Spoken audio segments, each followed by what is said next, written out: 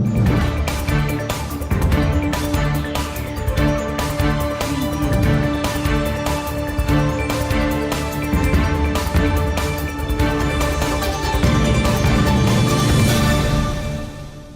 वालेकुम। Capital 51 news के साथ मैं हूं सादिया कफायत। सबसे पहले हेडलाइंस। वफाकी वजीर बराए मनसूबाबंदी असद उमर का कहना है कंटोनमेंट बोर्ड के इंतखाबात से एक बार फिर साबित हो गया कि तहरीक इंसाफ मुल्क भर की वाहिद अक्सरियती जमात है। तहरीक इंसाफ हर सूबे में पहले या दूसरे नंबर पर रही। मुल्क के 41 कंटोनमेंट बोर्ड के 212 वार्ड्स में 1560 उम्मीदवारों के दरमियान मुकाबला हुआ। गैर सरकारी और गैर हतमी नताइज के मुताबिक पाकिस्तान तहरीक इंसाफ के 63, मुस्लिम लीग नून के 59, आज़ाद उम्मीदवार 52, पीपल्स पार्टी के 17, मुत्तहिदा कौमी मूवमेंट के 10, जमात इस्लामी के 7, बलोचिस्तान अवामी पार्टी और अवामी नेशनल पार्टी के 2 उम्मीदवार कामयाब करार पाए। पाकिस्तान में गुज़श्ता 24 घंटों के दौरान मुल्क भर में कोरोना के 53,158 टेस्ट किए गए, जिसमें से 2988 अफराद में कोरोना वायरस की तस्दीक हुई है, जबकि वायरस से मजीद 67 अफराद इंतकाल कर गए। वज़ीर आज़म इमरान खान के मावने ख़ुसूसी बराए सेहत डॉक्टर फैसल सुल्तान के मुताबिक कोरोना वायरस अभी पाकिस्तान में मौजूद है। अभी वो वक्त नहीं आया कि मास्क उतारने का कहा जाए। अगर हम वैक्सीन लगवाएं और समाजी फासला रखें तो वबा में कमी आ सकती है।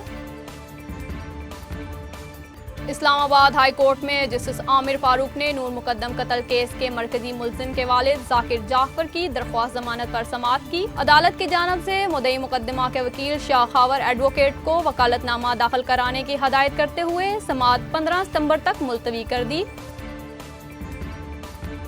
पुलिस के मुताबिक बल्दिया टाउन के इलाके सईदाबाद में गुज़श्ता माह तेजाब गर्दी से जख्मी होने वाली खातून सिविल अस्पताल के बर्न वार्ड में दौरान इलाज जाँ बहक हो गई। 21 साला मकतूला रिमशा पर इसके साबिक शौहर जीशान ने तेजाब फेंका था। मकतूला 23 दिन सिविल अस्पताल में जेरे इलाज रही। इराक के सूबा कुर्दिस्तान के हवाई फौजी अड्डे को 2 ड्रोन से निशाना बनाने के चंद घंटों बाद इराकी मलेशिया ने मुल्क में अमरीकी अफवाज के खिलाफ बयानबाजी में इजाफा कर दिया। इराकी मलेशिया का कहना है कि हुकूमत के साथ हमले रोकने के लिए कोई जंग बंदी या मुआहिदा नहीं हुआ है। जब तक अमरीकी अफवाज इराक से नहीं निकल जाती, जंग बंदी या मुआहिदा नहीं होगा। मुल्ला हसन ओखोन की अब तक पुरानी तस्वीर ही मीडिया में गर्दिश कर रही थी। कतर में तालिबान के सियासी दफ्तर के तर्जुमान मोहम्मद नईम ने मुल्ला हसन ओखोन की ताज़ा तरीन तस्वीर जारी कर दी। अफगानिस्तान में अबूरी हुकूमत का ऐलान कर दिया गया है, जिसमें मुल्ला हसन ओखोन को वजीर आज़म मुकर्रर किया गया। अफगानिस्तान में तमाम तिजारती लेन देन अफगान करेंसी में होगा। अफगान तालिबान का कहना है मुल्क की शनाख्त बहुत अहम है। ऐसा कोई फैसला नहीं किया जाएगा जो वतन के मादी और रूहानी मफादात के खिलाफ हो। दूसरी जानब ये बात भी सामने आ रही है कि अफगानिस्तान को डॉलर की कमी का सामना है।